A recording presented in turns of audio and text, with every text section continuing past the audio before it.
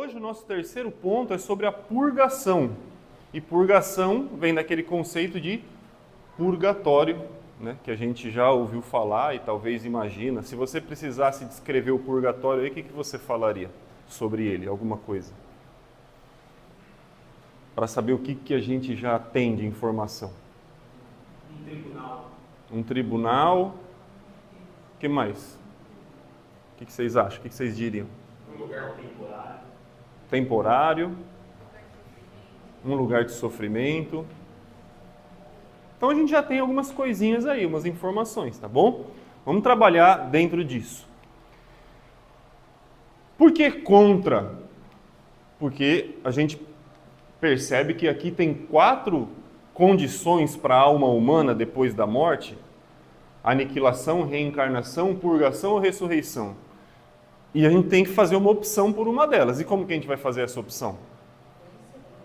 Com o que a Bíblia me diz, né? E aí a gente já viu que a primeira, aniquilação, ela tem suas complicações dentro das Escrituras. Reencarnação, então, nem se fala, não há embasamento nenhum para ela. O purgatório, a gente vai trabalhar para ver isso e, no final das contas, vocês já sabem a resposta. Dentro dessas 4 possibilidades, a ressurreição é o que a Bíblia propõe, tá? Não quer dizer que quem acredite na purgação não acredite na ressurreição. Acredita também. Mas o que acontece após a morte é diferente, né? Ressurreição é uma coisa, purgação é outra. A gente vai perceber um pouquinho disso hoje. Então não é a nossa ideia. E por isso que a aula se baseia em fundamentos contra essa doutrina. Mas deixa primeiro eu explicar um pouquinho o que ela é, de onde ela vem, né? E assim, tentar ajudar de alguma maneira. A ideia do purgatório, ela nem é imaginada e nem concebida na era da igreja primitiva, por exemplo, né? Quando a gente pensa lá na era dos apóstolos, dos pais da igreja, a ideia de um purgatório não tinha sido desenvolvida. Aonde é que ela começa? Ela começa justamente na igreja católica, no período que a gente chama de Idade Média, né? Nos anos 1300, mais ou menos, depois de Cristo.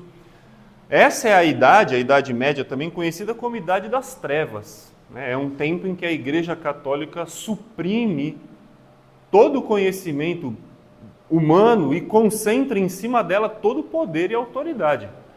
É nesse período, dos anos 1300, 1400, 1500, que inclusive nem os cientistas tinham voz. Por exemplo, Galileu Galilei, Copérnico, quando os caras começaram a falar de um universo onde o Sol era o centro, né? Muito antigamente as pessoas pensavam o quê? Que a Terra é o centro do universo e tudo girava em torno da Terra. Aí foi feita a proposta do heliocentrismo. A Terra não é o centro, o Sol é o centro do sistema solar e os planetas estão girando em torno dele.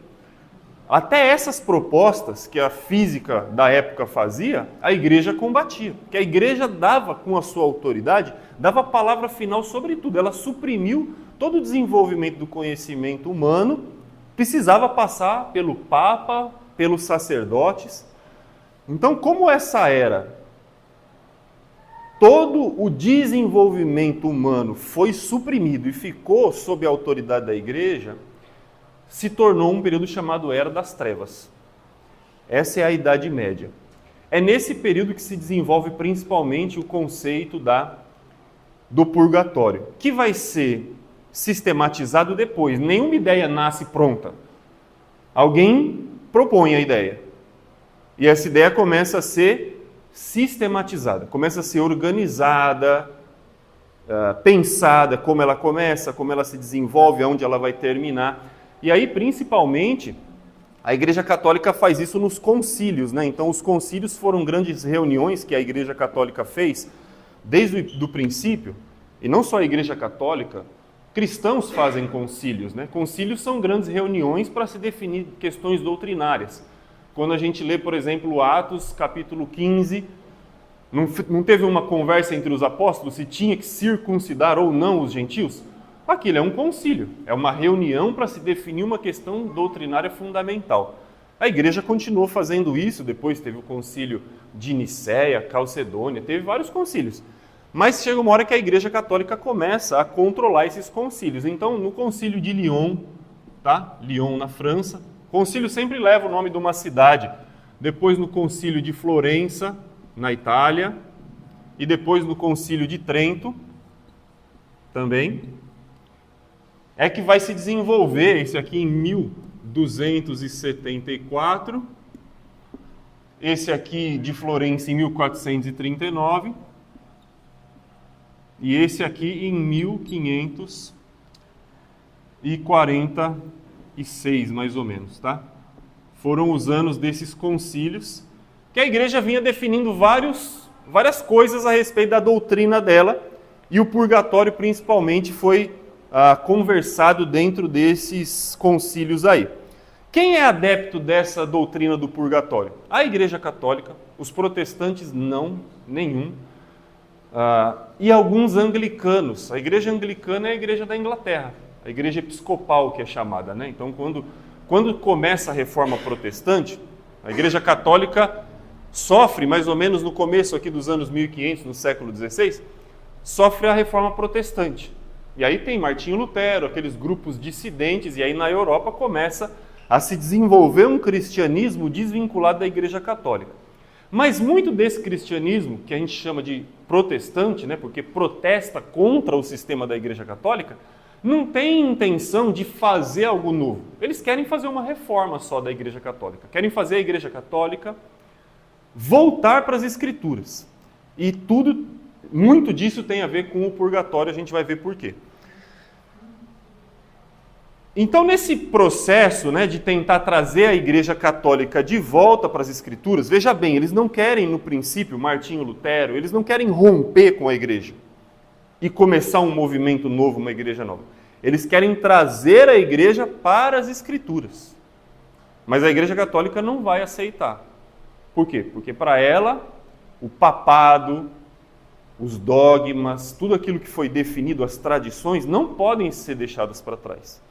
E para você voltar para as Escrituras, você precisa abandonar tudo que é humano. E a igreja não quis fazer isso. Então, nesse movimento que surge, eles seguem muito do modelo católico, fazendo algumas correções.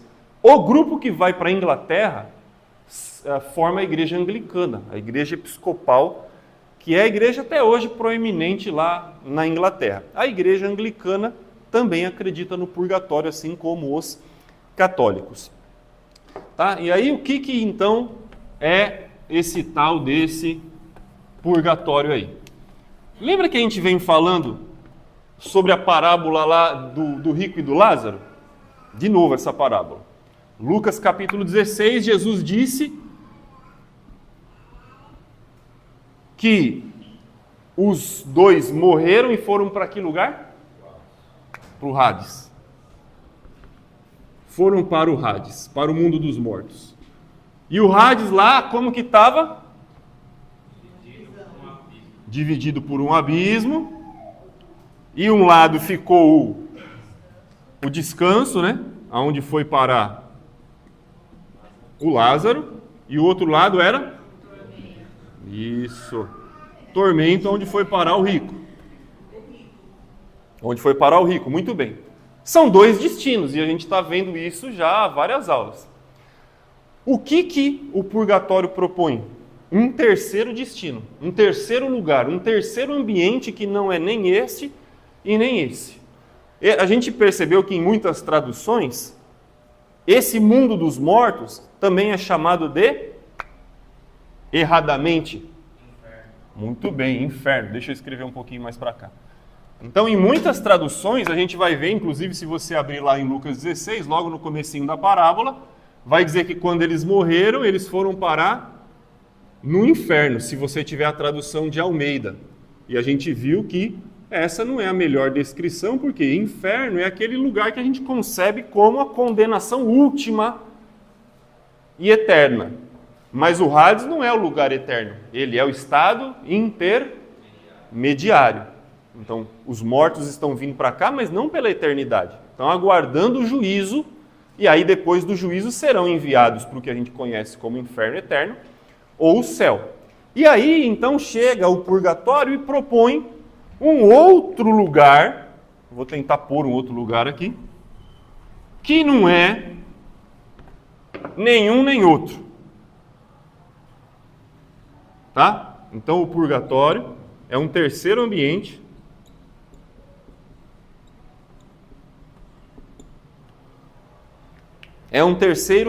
dentro do estado intermediário. Dentro do estado intermediário. Ele não tem nada a ver com o estado eterno. O estado eterno, ainda para os católicos, para os anglicanos, são só dois. Ou, quais são os dois destinos eternos? Céu ou inferno. Eles concordam com isso. Purgatório não vai afetar essa visão última das coisas, mas vai incluir um terceiro ambiente aqui no estado intermediário, aonde as pessoas estão passando por sofrimento. E a ideia de purgatório, o significado dessa palavra purgar, é purificar. Esse é o significado de purgar, purificar. Então, nesse lugar existe sofrimento para quê? Para se purificar. Lembra que na doutrina da reencarnação, quando a gente falou a semana passada, o sofrimento também é para purificar? Para trazer evolução? Mas é nesta vida. A pessoa, o espírito da pessoa viria num novo corpo, que não tem nada a ver com quem você teria sido na vida passada, assumiria o karma, que são todas as retribuições pelo que você fez, e você sofre nessa vida para pagar, para se purificar dos seus erros da vida passada e continuar o seu progresso espiritual. Essa é a reencarnação. A purgação é mais ou menos a mesma coisa, só que você não sofre num outro corpo nessa vida, mas você sofre no seu espírito num terceiro ambiente. E por que um terceiro ambiente? Porque você não foi tão bom para vir para cá, mas você também não foi tão mal para vir para cá. Então se cria um terceiro ambiente. Ficou de recuperação, basicamente isso, né? Tomou bomba, né? Aqui é onde eles estariam pagando pelos pecados chamados veniais. Não tem isso na Igreja Católica? Pecados mortais e pecados veniais. Posso apagar isso aqui? Vocês já entenderam, né? A Igreja Católica ela faz uma distinção desses tipos de pecado, tá? E a gente entende que, assim, existem pecados com consequências maiores e pecados com consequências menores nessa vida. Você pode cometer um erro que tem implicações pequenas e grandes. Mas todo pecado é danoso, não é? Todo pecado é um crime contra a santidade de Deus e contra nós mesmos. Então não tem pecadinho e pecadão no aspecto de que alguns pecados me condenam, outros não. Isso não tem. Todo pecado, por menor que seja, lembra Adão e Eva? O que eles fizeram demais? Comeram uma fruta? Mas isso traduz desobediência a Deus. E sempre que a gente desobedece a Deus, a gente está pecando, certo? Então não existe pecadinho e pecadão para me fazer diante de Deus uma pessoa pura ou impura. Qualquer pecadinho me torna impuro diante de Deus e eu já perdi a minha salvação. Estou falando assim, o ser humano longe de Cristo, tá? Perder a salvação. Você nasce e quando você peca, você se afasta de Deus, independente do tamanho do seu pecado. Mas esses pecados têm consequências nessa vida. Por alguns você pode ser preso, por outros não. Tem muitos pecados que a sociedade nem julga como pecado, você pode fazer à vontade. Tem muitos pecados que você consegue se reparar com a pessoa que você ofendeu. Outros não têm reparação. Você pode dar um tapa em alguém e você pode pedir perdão. Mas se você empurrar essa pessoa do alto de um prédio, não tem como reparar, ela morre. Então existem consequências distintas, isso é fato. Mas essas consequências distintas estão afetando o nosso contexto de vida agora. Para o católico, essas consequências elas iriam para a eternidade. E então eles fazem a distinção dos pecados mortais. Por que mortais? O que é isso? Que traz a morte para um outro tipo de pecado que é chamado venial, pecados veniais. Então a gente tem dois tipos de pecados aqui. Esse mata, mata, certo? E esse aqui não. Essa diferença de pecados é o que define muito em relação também ao purgatório, essa distinção, porque esses são os pecados dos quais você pode ser lançado direto no tormento. Então vamos imaginar que a gente tem os 3 lugares aqui, ó. Esse é o Hades. Esse é o Hades.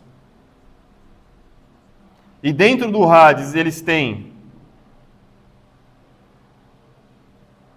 descanso, tormento e purgatório. Se a pessoa vive uma vida fiel a Deus, foi batizada na igreja, participa dos sacramentos, né? Porque para o católico todas essas coisas são importantes para você estar perto de Deus. A missa, não são 7 sacramentos? A Eucaristia, o batismo, o casamento, eles têm os 7 sacramentos. Quando a pessoa está firme na igreja, vai na missa, confessa os seus pecados, faz todo aquele processo, né? O ritual religioso, ela está em dia com a igreja e com a sua fé com Jesus. Se ela morrer, ela vai vir para o descanso. Ela está vivendo em santidade, com a sua fé, na sua relação com Jesus e com a igreja. Porque para os católicos a igreja é o caminho pelo qual você chega a Jesus. Então, para você estar bem com Jesus, você tem que estar bem com a igreja. Deixar de ir à missa é um pecado mortal, sem necessidade objetiva, né? Você falta por faltar, por fazer pouco caso da missa, isso é um pecado mortal. Por quê? Porque a missa, o sacerdote e a igreja são o meio pelo qual você se relaciona com Jesus. É assim que o católico vê. Então, se você está bem com a igreja e com a sua fé e você morre, você vem para o descanso. Se você não creu em Jesus, não foi batizado, não participou do sacramento, se você foi um ateu, um rebelde, você morre e vem para o tormento. E aí, o purgatório serve para quê, então? Para as pessoas que tinha tudo para vir para cá, mas acabou por alguma razão pegando uma recuperação.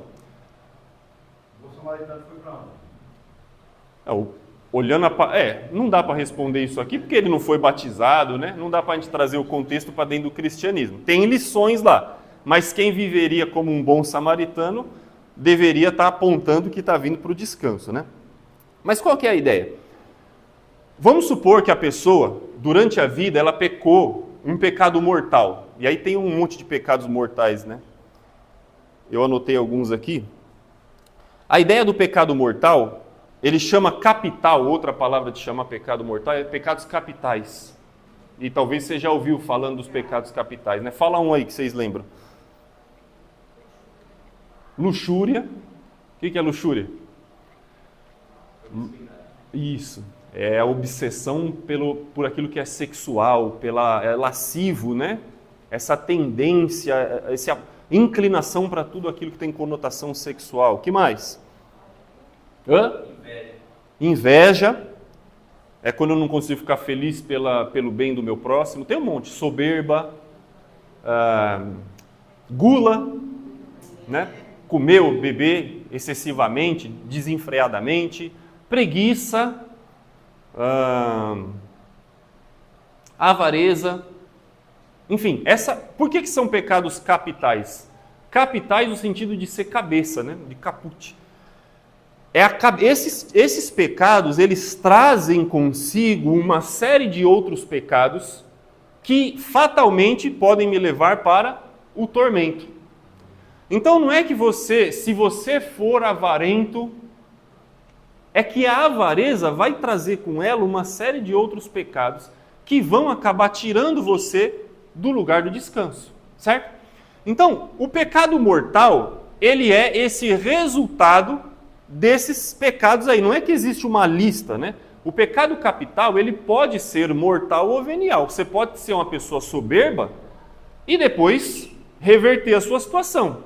E como que você reverte para um católico? Você se arrepende, você vai lá e fala o que com o padre?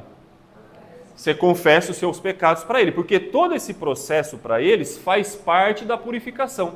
E para um católico, o sacerdote, no caso o padre ou o papa, ele tem autoridade para perdoar o seu pecado.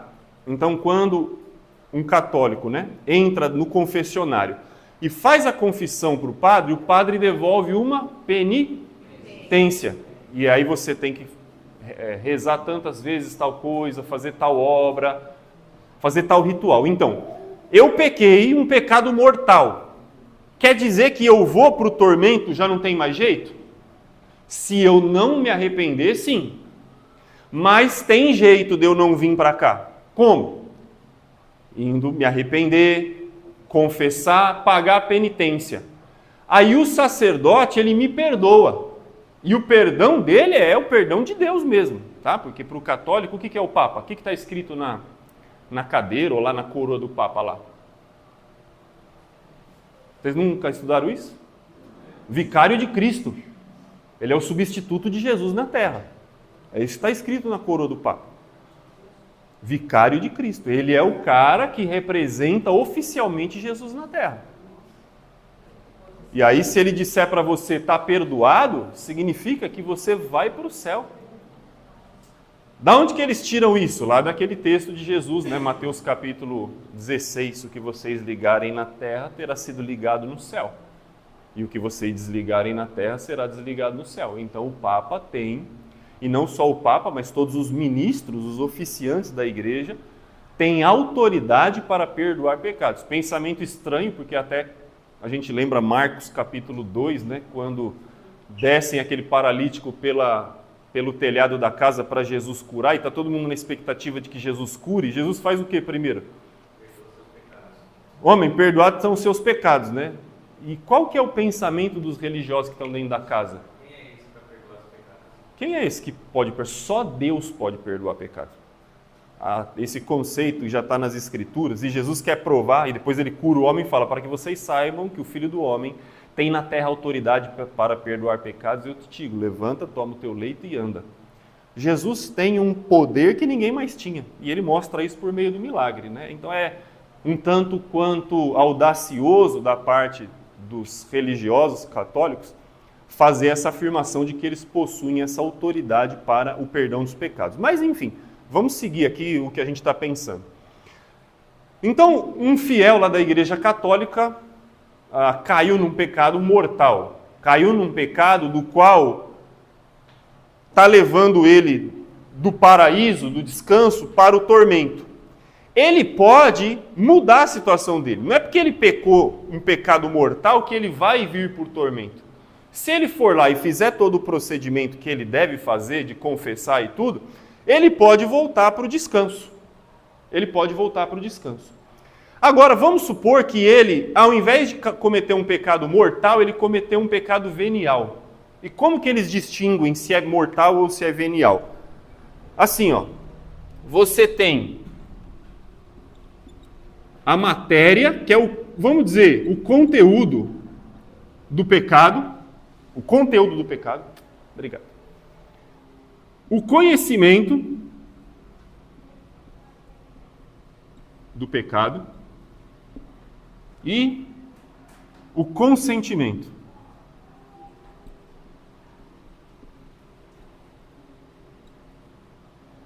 Imagina que é assim, eu estou diante de uma situação difícil na vida, de um emprego, e aí no meu emprego pedem para eu fazer uma coisa errada, e eu ali desesperado para manter o meu emprego, faço aquilo que não devo. Sonego alguma coisa, minto num relatório, qualquer coisa do tipo. Então, qual é a matéria do meu pecado? Mentira. Mentira. A mentira, ela pode ser capital? Pode. Pode, porque ela pode ser o resultado da minha soberba, eu achar que eu sou melhor do que todo mundo. Então alguém vem e me confronta, chama a minha atenção, eu falo não. Aí eu minto para manter a minha posição. Então a mentira como resultado da soberba, que é um pecado mortal. Então não é que a mentira seja venial ou mortal, mas o que define se ela é venial ou mortal, ou seja, leve ou pesada, é o conteúdo, o conhecimento. Eu minto sabendo que eu estou mentindo. Sabe a mentira premeditada? Você pode estar mentindo e depois você descobrir e falar, puxa, falei que o cara da carrocinha lá tinha sido atropelado, né? Não foi? A gente estava conversando aqui ontem, né? O cara que deixou o carrinho ali na frente foi atropelado. Você fala por falar e depois descobre que não foi isso. Então, você tinha conhecimento do que você estava falando? A pessoa te avisa, sonega para mim esse relatório aqui, tá? Não é verdade, mas você vai escrever aqui, nós recebemos 5, você vai escrever que nós recebemos 3, tá bom? Você sabe que é mentira. Então, o conteúdo do seu pecado, o conhecimento e o consentimento, você fala, eu sei que é errado e farei mesmo assim, isso é o que torna um pecado mortal, ou venial.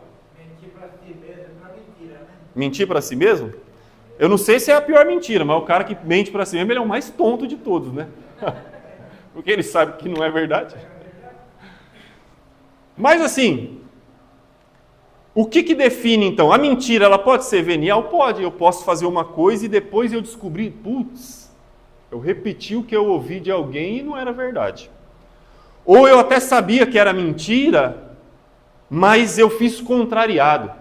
Alguém te forçou e você não queria, eu não tinha o meu consentimento. Então, quando o seu pecado envolve esses 3 pontos, o conteúdo, o conhecimento, eu sei que é errado e faço mesmo assim, ele se torna um pecado mortal. Aí nesse ponto eu venho para cá.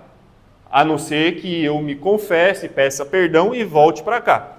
Aí vamos supor que eu vivi a vida, né, tudo isso para chegar no purgatório. Quando é que a pessoa chega no purgatório? Quando ela comete o pecado que não fere essas 3 coisas. Então a pessoa é um católico que vai na missa, que toma a hóstia, que é casado, é batizado, que fez tudo aquele ritual da Igreja Católica, só que ele não sabe que ele mentiu, ele não sabe. Ele errou aqui na mentira, mas ele não sabia que ele estava mentindo e fez isso a vida toda. Ele vai vir para onde? O purgatório. Porque ele pecou, mas não foi um pecado que tirou a salvação dele. Como ele era batizado, como ele estava na igreja, ele estava salvo.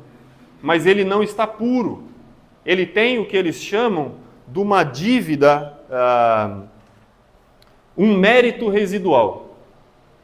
Ele está salvo, mas o sacrifício de Jesus não operou nele a limpeza total que precisava. Então, isso aqui é tudo doutrina católica, tá? Alguns de vocês já passaram por isso, lembra, né? Um pouco mais disso, outros não.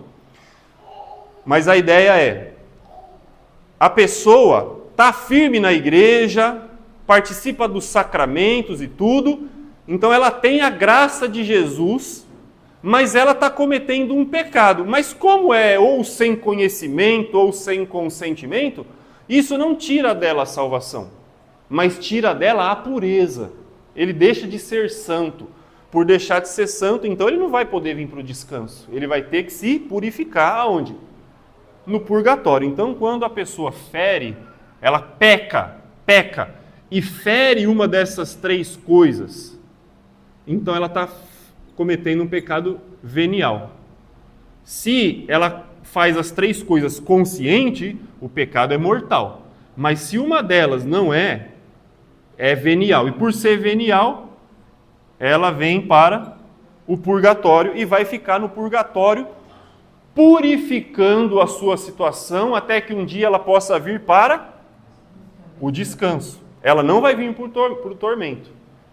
Porque se ela for tormento, se ela não tiver salvação, ela vai direto para o tormento. O purgatório é um indício de que ela será resgatada. Ela está salva, mas ainda precisa se purificar. Muito bem. E o tempo que ela passa aqui nesse ambiente é proporcional, quanto tempo e a intensidade do sofrimento é proporcional aos erros que ela cometeu em vida. Então, se é uma pessoa que vai na igreja, que está na missa, que faz todos coisas que a Igreja Católica define como importantes. Mas ela vive uma vida muito zoada, ela vai sofrer muito por muito tempo. Mas se é aquele devoto, né, que se entrega e tal, mas ainda de vez em quando dá uma escorregada e morre lá no último momento da vida, sem fazer a extrema unção ou o que quer que seja, ele vai vir para cá e vai sofrer pouco. Inclusive, falando da extrema unção, né, vocês lembram o que é isso? Que o padre vai no leito de morte e faz a extrema unção antes da pessoa morrer. Isso pagaria metade dos pecados dela. Metade do que ela tem que se purificar, que 50% está pago com a extrema unção. Ela só tem os outros 50%, tá bom? Dá para ver que a gente não encontra muito fundamento, né, nas escrituras para isso, mas é assim que, ao longo de 1.600 anos, a Igreja Católica foi desenvolvendo a sua doutrina. E por isso, gente, mais uma vez, que é tão importante que a Bíblia esteja acima de tudo. Quando a Bíblia não está acima de tudo, o que você não faz em 16 séculos, né? Você consegue construir a ideia que você quiser, com base em tradições, em palavras de homens, e você fica escravo de uma coisa que não tem nem base, né, para poder defender. Fala, Cristian. Nesses 16 séculos, a católica também proibiu a tradução, né?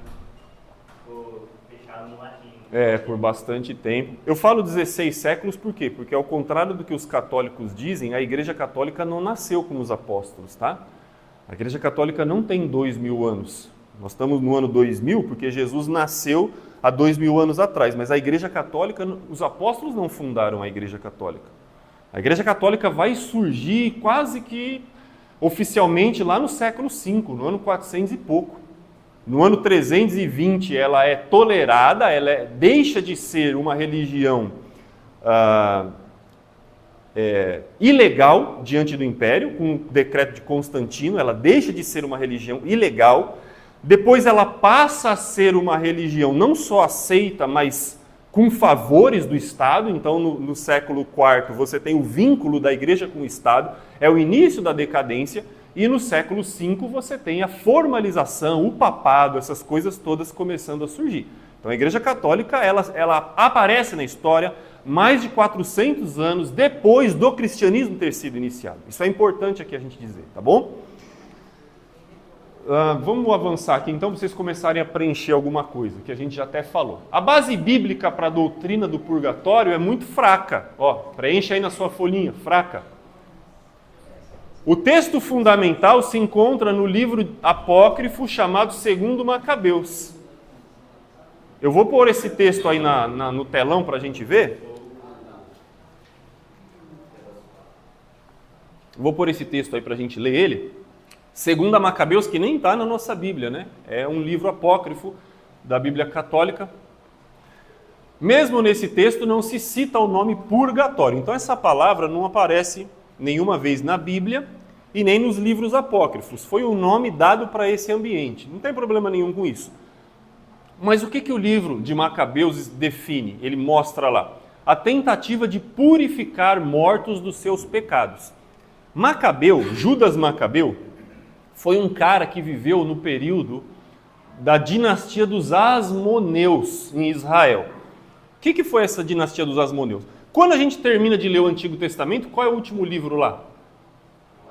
Malaquias. E quando você vira uma página, você já está Já está no Novo Testamento em Mateus. Quantos anos mesmo de história? Vocês já fizeram escola da Bíblia. Quantos anos de história você vira quando você vira a página do Antigo para o Novo Testamento? 400 anos de história. Aconteceu coisas aí. O mundo não parou. O mundo continuou. E é um período muito interessante você estudar sobre o que está acontecendo lá.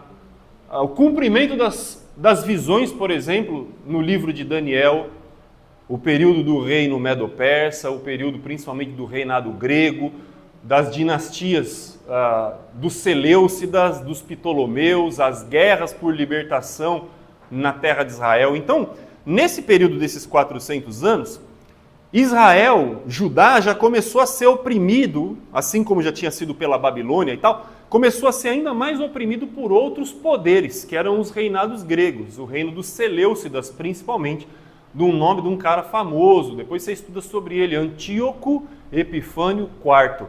Esse cara foi um terror. Antíoco Epifânio IV. Ele sacrificou um porco no altar do templo em Israel, um animal considerado imundo. Colocou uma estátua de um deus pagão dentro do templo, proibiu a circuncisão, proibiu a guarda do sábado. Ele fez guerra contra os santos, como se diz lá nas profecias de Daniel. E impediu os israelitas de guardarem a lei. Alguns judeus se levantaram e formaram um exército para a libertação contra ele. Esse exército foi liderado pela família dos Macabeus. Era essa dinastia dos Asmoneus. Eles eram um grupo de sacerdotes e eles conseguiram libertar Israel do domínio dos Seleucidas, tá bom? Até que depois o Império Romano veio varrendo o mundo inteiro e César dominou essa região também aí 60, 70 anos antes da era de Jesus. Mas só isso para você saber quem são esses Macabeus. A gente não tem esse livro na nossa Bíblia, mas eu sugiro que você leia. São livros apócrifos, mas que contam a história de um pouco do que acontece nessa era desses 400 anos do período interbíblico. Então fizeram uma coleta individual. A história já está na metade aqui, nós não temos muito tempo, então a gente não vai observar o contexto. Mas o que eles fizeram? Fizeram uma coleta individual. O que é isso? É o que a gente faz todo domingo aqui, não é? Juntaram dinheiro, reuniram 2.000 moedas de prata e mandaram para Jerusalém a fim de que fosse oferecido um sacrifício pelo pecado. Ele agiu com grande retidão e nobreza, pensando na ressurreição. Deixa eu baixar aqui um pouquinho. 44.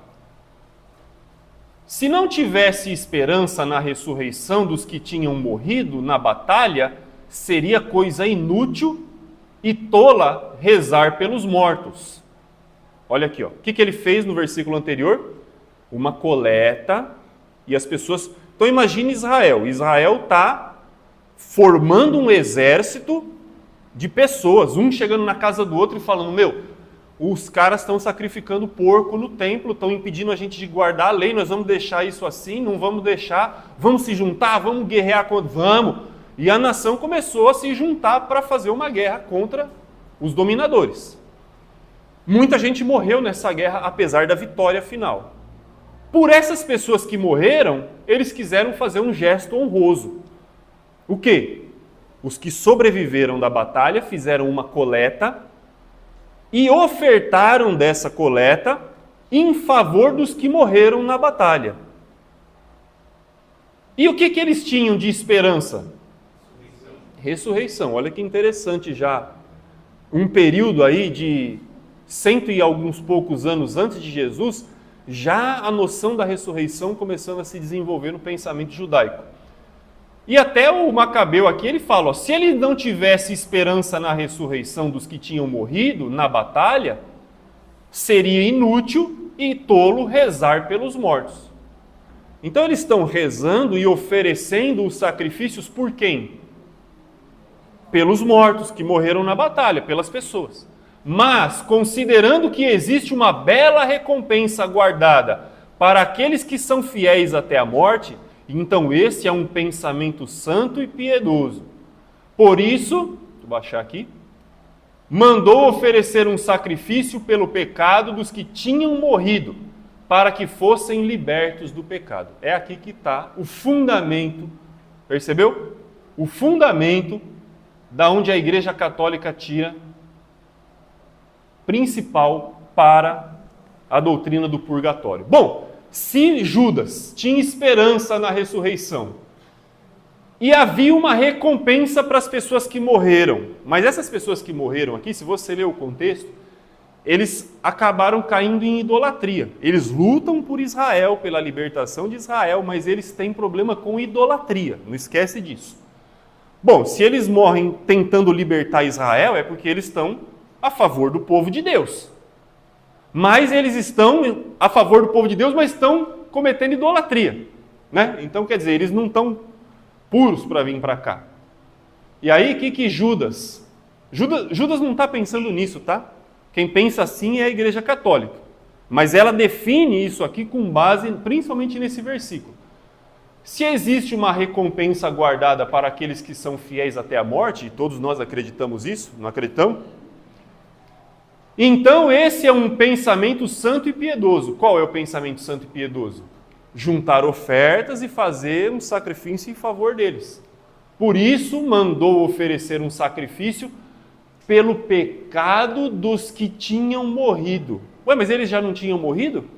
De que valia fazer um sacrifício pelo pecado dele? Isso não é algo que tem que ser definido em vida? Mas Judas pensou o quê?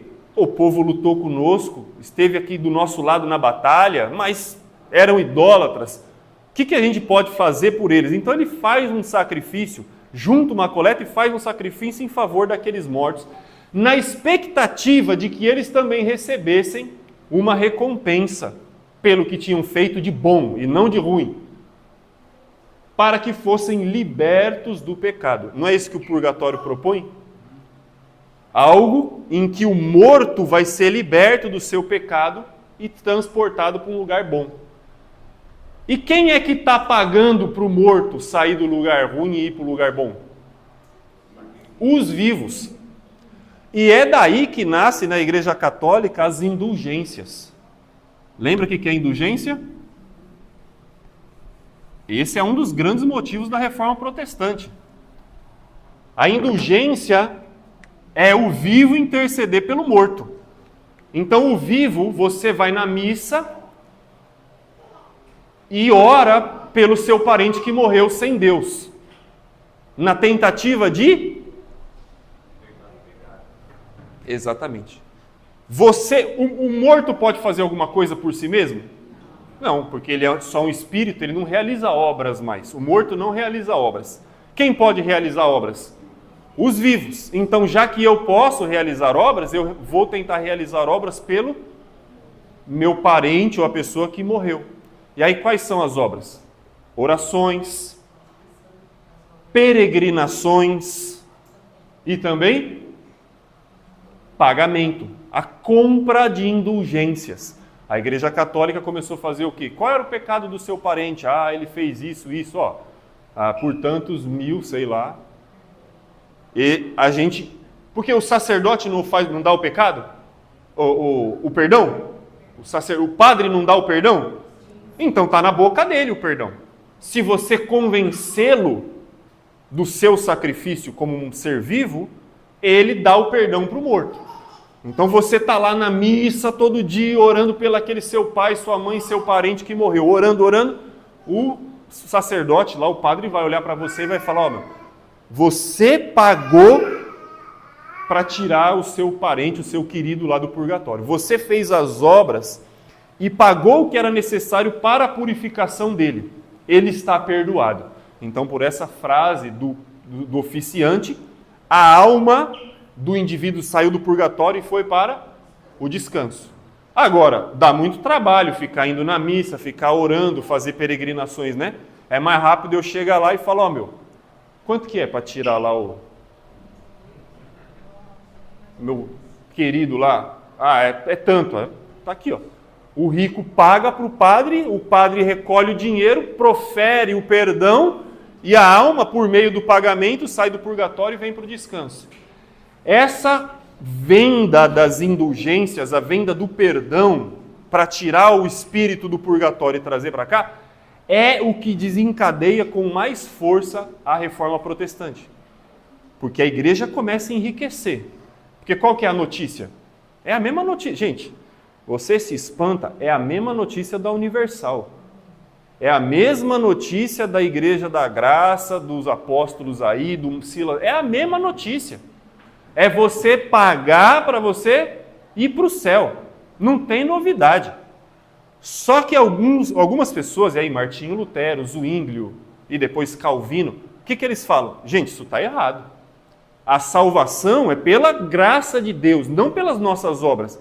Eu não estou salvando ninguém, e nem a mim mesmo, pelas minhas orações, pela minha presença na missa, e muito menos por dar o meu dinheiro. E não é isso que as pessoas falam hoje? Qual que é o parâmetro para saber se você vai para o céu? Se você for fiel no dízimo. Se você for fiel no dízimo, você vai para o céu. É a mesma novela que a gente está assistindo 500 anos depois. Então, a venda das indulgências, tá? E aí você sabe por que a Igreja Católica é tão rica? Não só por isso, ela recebeu favores do Império Romano durante muito tempo, ela dominou o mundo não só como um poder religioso, mas também político, por muito tempo, mas ela enriqueceu demais por meio da venda das indulgências. E o que é isso? Os vivos pagando para tirar os mortos. Por quê? Porque eles tomaram um exemplo dentro de um versículo de um livro apócrifo de Judas Macabeus, tá bom? Você ia falar, Francisco? Eles fazem aí essa intercessão pelos que morrem, ali, uma missa de corpo presente, uma missa de 7 dias e uma missa de 30 dias. Em 30 dias eles ainda estão intercedendo a favor daquele dia. Isso, porque eles acreditam que essa atuação dos vivos pode modificar a posição ou o lugar dos mortos. E aí o que a gente está vendo na Bíblia até agora? O que a gente viu pela parábola do rico e do Lázaro? O rico não clamou, pai Abraão, deixa Lázaro voltar lá para falar para os meus irmãos para eles não virem para esse lugar. E qual foi a solução que Abraão deu? Eles têm a lei e os profetas, que eles os ouçam. Ou seja, se você der ouvido à palavra de Deus, você não vai vir para esse lugar. Tinha chance do rico vir para o lado de cá? Não tinha. E os parentes dele precisavam definir em vida o seu destino, né? Então, isso é difícil, essa doutrina. Tem um outro texto aqui, que é 1 Coríntios 3. Eu até trabalhei esse texto quando passei na pregação aqui, mas eu não parei para falar sobre isso porque não era necessário. Mas lembra, você já está familiarizado com o versículo aqui? Lembra que Paulo fala isso?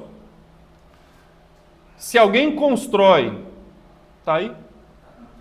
Se alguém constrói sobre o alicerce com ouro, prata, pedras preciosas, madeiro, capim ou palha, capim aqui porque eu estou na versão católica ainda, tá? A obra de cada um ficará em evidência. No dia do julgamento, a obra ficará conhecida, pois o julgamento vai ser através do fogo, e o fogo provará o que vale a obra de cada um. 14. Se a obra construída sobre o alicerce resistir, o operário receberá uma recompensa. Aquele, porém, que tiver a sua obra queimada, perderá a recompensa. Entretanto, o operário se salvará, mas como alguém que escapa de incêndio. Lembra desse versículo? Alguém que escapa como que pelo fogo, a Almeida vai dizer. E eles dizem o quê? O que é escapar? Você perde a recompensa, mas você é salvo pelo fogo. Aqui, eles dizem que é aqui, o purgatório. Você perde a recompensa, mas você vai escapar da condenação, mas vai ter que passar pelo fogo. Então, para eles, não só 2 Macabeus capítulo 12, mas também 1 Coríntios 3, aí eles usam para defender, e também Mateus capítulo 12, né, quando Jesus fala sobre o pecado contra o Espírito Santo, que não vai ser perdoado nem nessa vida e nem no porvir. Eles fazem uma distinção aí, depois você pode estudar mais sobre isso. Mas já deu para ver, gente, que o nosso problema com o purgatório não é só um problema de nome, né? Peraí. Não é só um problema de nome. É mais do que isso. A doutrina não tem sustentação bíblica.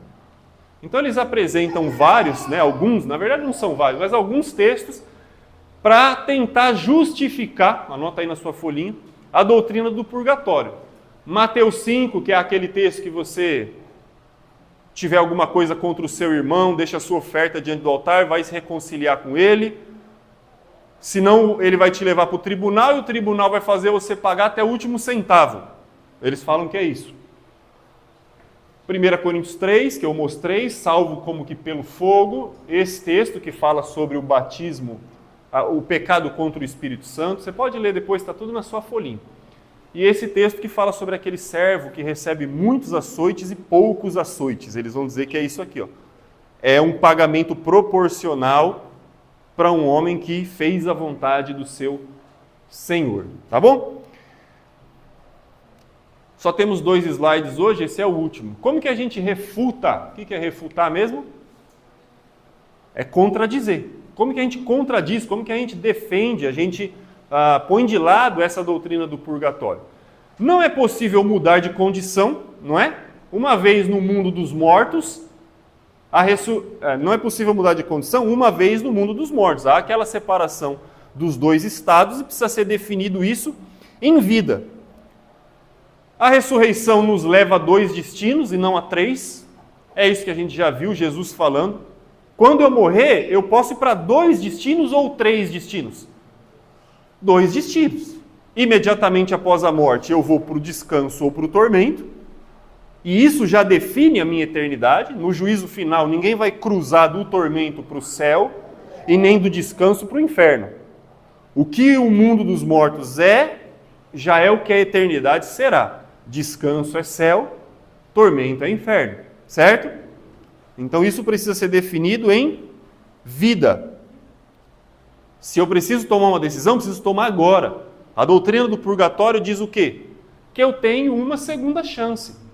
Se você morrer de uma maneira não purificada, se você morre, você pode ter a salvação de Jesus, mas você vai ter que resolver por si, sofrendo, vai ter que resolver o seu próprio pecado. É aí que está um outro dilema grande do purgatório. Gente, se o sofrimento de Cristo na cruz não foi capaz de me salvar, quem dirá o meu? Quem dirá o meu sofrimento? Então essa ideia que eles falam, né, do mérito residual, que você tem um saldo pendente para pagar, não cabe aí, não serve, né, não conversa com o restante das Escrituras. Mas por que essas doutrinas fazem sucesso, assim como a doutrina da ressurreição? Porque ela dá uma esperança por aquele parente que você perdeu, né? Mas não é mais agradável você pensar que existe um terceiro destino, uma terceira opção? Não é mais legal você imaginar que aquele parente, aquela pessoa querida que morreu vai voltar numa outra vida com uma nova chance? É mais gostoso acreditar nisso, mas não é isso que a Bíblia diz. A Bíblia diz para nós que a nossa eternidade está sendo definida agora, não é amanhã, agora, porque eu nem sei se eu tenho amanhã. Então, a eternidade nós estamos definindo neste exato segundo, nas decisões que nós estamos tomando. Essas doutrinas que propõem uma segunda chance, uma terceira chance, uma quarta chance, elas não minimizam a minha responsabilidade de fazer a vontade de Cristo agora. Porque importa que eu seja batizado, que eu vá. Por isso que a Igreja Católica enche em certas datas do ano. Porque você não abandonou a missa. Eu fui, não, esse ano eu já fui uma vez. A sua vida é zoada, é de cabeça para baixo, mas de vez em quando você segue os rituais. Então você está salvo, não para vir para o descanso, mas uma hora você vai chegar lá. Você vai sofrer um pouco no purgatório, as pessoas que estiverem vivas vão também realizar obras. As indulgências foram abolidas, tá? Quando aconteceu a reforma protestante, não as indulgências, a venda das indulgências. A indulgência é você orar, você fazer peregrinação, você interceder pelo morto, é uma indulgência. Mas você vender por dinheiro, isso foi proibido. Então, quando a reforma protestante estoura, a Igreja Católica senta e fala, não, realmente, acho que a gente passou do limite, né? Aí eles bloqueiam, acabam com essa permissão de venda de indulgências. Oficialmente acaba, né? Se acaba mesmo, a gente não sabe. Aí agora quem pegou a ideia foram os protestantes aí, os evangélicos. Adquiriram a ideia. Mas o que eu quero frisar aqui no final? O sangue de Jesus é o que purifica, não é o meu próprio sofrimento que me purifica, não é a intercessão dos vivos que me purifica. O que é que nos purifica de todo pecado? O sangue de Jesus. O sangue de Jesus. E aí você pode olhar em 1 João, acho que tem na folhinha de vocês, né? 1 João, capítulo 1, versículo de 5 a 7, Hebreus 10, 14 e 17.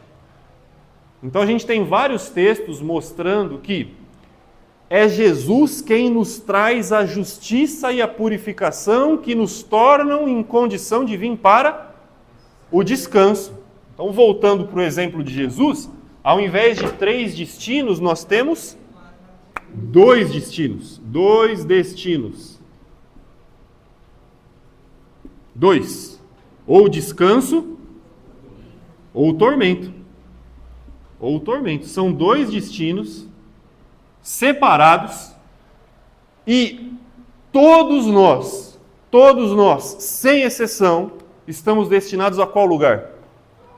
Só existe uma razão, situação, condição e possibilidade que nos tira daqui para cá. Qual é? Jesus e o seu sacrifício, a sua remissão, a sua justificação, o preço que ele paga. Só. O único meio. Agora, se está todo mundo destinado para cá e só Jesus tem capacidade de fazer essa via, de nos trazer para uma promessa de vida e vida em abundância, como que eu, com os meus próprios sofrimentos, vou conseguir chegar aqui? Não há condições, tá bom? Então esses são grandes problemas aí da doutrina do purgatório. Vale lembrar, até falando sobre o texto lá de Macabeus, que eles usam para defender a doutrina do purgatório, né? Bom, se Judas Macabeu realizou sacrifícios em favor dos mortos para tentar purificar o pecado deles, é porque provavelmente a ação desses vivos interferiria na situação dos mortos. E aí formula a proposta. Mas o pecado daqueles que morreram era o pecado da idolatria. E o pecado da idolatria é um pecado mortal. É um pecado que, se os caras foram para a batalha, eram idólatras e morreram tentando lutar uma batalha santa, mas morreram na idolatria e não se confessaram, não se arrependeram, não pagaram a penitência, significa que por morrer em idolatria sem arrependimento, automaticamente eles vieram para o tormento. Então essa intercessão de Judas não adianta, porque eles teriam que estar no purgatório. Você vê que, olhando claramente, nem dá para sustentar que Judas realmente está pensando num sistema como esse aqui, ó. Porque eles estavam em idolatria. Fala, Karina. No caso que eles fazem aquela missa de 7º dia, está dentro disso que você está falando, né? É isso? Me ajudem aí, vocês que já... Você falou sobre missa de 7. É para interceder, orar por ele, para que a alma tenha uma boa... Mas aí isso fazem para todos, né? Então, provavelmente, muitos desses que morreram, eles estão orando por estar aqui. Outros, quem sabe, se ele não estiver aqui, porque aí talvez eles digam, só Deus sabe, né? Então, vai que ele está aqui e a gente faz toda essa missa, aí consegue transferir ele logo para o descanso, para ele, a alma não ter que ficar sofrendo. Acho que é isso mesmo. A forma também é a forma de conseguir o recurso financeiro, porque você paga para essa missa. Continua tendo pagamento. Ah lá, então tá vendo? Oficialmente o pagamento ele foi cancelado, mas não oficialmente ele permanece. Como eles não têm certeza de onde a pessoa está, eles fazem uma missa ali, em frente do corpo, antes de ser sepultado, corpo presente, 7 dia e 30 dias. E paga em todas? Paga em todas? De 30 não faz mais? Dentro do pensamento católico, né? Porque a gente tem muita parente que é católico, né? Tem parente de estimação, pessoas que morreram sendo católicos. Dentro do pensamento deles, né? A pessoa faz o maior esforço do mundo para ir para o inferno. Porque é difícil ir para o inferno católico, nesse sentido. Né? Para ir para o inferno tem que fazer um esforço danado. Porque se ele não estiver no purgatório, ele tem que fugir do descanso. Né? Não tem jeito, é difícil. Aí se você não conseguir com alguma coisa, o dinheiro vai também. Então é complicado. Por isso que eles vivem muito na cegueira, né? Por causa desse pensamento. E aí a questão de quem que não obedece muito, quer dizer, não liga para o evangelho, ele sempre vai ter uma maneira de um pensamento talvez positivo e ser negativo ao mesmo tempo. Porque se a pessoa diz assim, não, mas a gente tem uma chance, a gente tem uma missa para rezar, a gente pode pagar, a gente pode purgar, você vê como é que é o engano. É. Por isso que muita gente fala também, fala assim, vou viver a vida que eu quero. No último dia é só eu pedir perdão para Deus e eu vou pro salvo. Então, A gente vive com esse E a gente aí, olhando para tudo isso, a gente consegue saber de onde vem essa herança desse pensamento. Vem daqui, a gente cresceu numa sociedade que tem raízes católicas, né? Acho que a maioria de nós aqui, a não ser quem nasceu na igreja, mas a maioria de nós, em algum dia, alguém te levou para uma missa. Meu pai, né, vocês conhecem meu pai, ele me levava de vez em quando para a missa. Pegava eu, os moleques tudo da rua lá, vamos lá, e meu pai levava. A gente nem sabia nem o que estava acontecendo.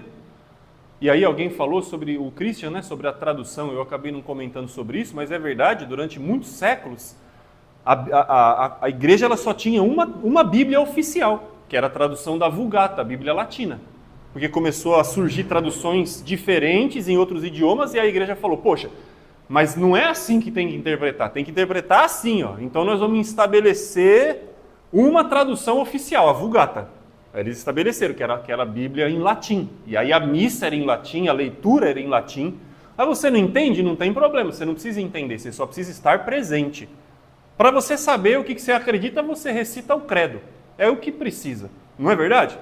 Então esse desconhecimento da palavra de Deus e a gente recebendo, né, o pai falando para o filho, o filho falando para o outro filho, para o neto, vai trazendo essa cultura que um dia a gente diz o quê? No final Deus dá um jeitinho, né? Eu preciso acreditar em Deus do meu jeito e tudo começa a ser relativo. O jeito de cada um funciona, a maneira de cada um fazer serve. Quem é você para falar do meu pecado? Você também tem. E aí já ninguém mais se compara com Jesus, que é perfeito. A gente se compara um com o outro. Então se eu não for tão podre quanto você, tá bom. Porque quer dizer que eu tenho uma chance. A gente começa a perder o referencial, não é? Então, gente, a gente terminou aqui essa aula. Espero que... peraí, acho que tem mais um aqui. Tem. Nenhum texto citado fala de purgatório na Bíblia. Desses aqui que estão na lista, que eles usam como defesa, então eles pegam a estrutura do texto. É o que a teologia faz, né?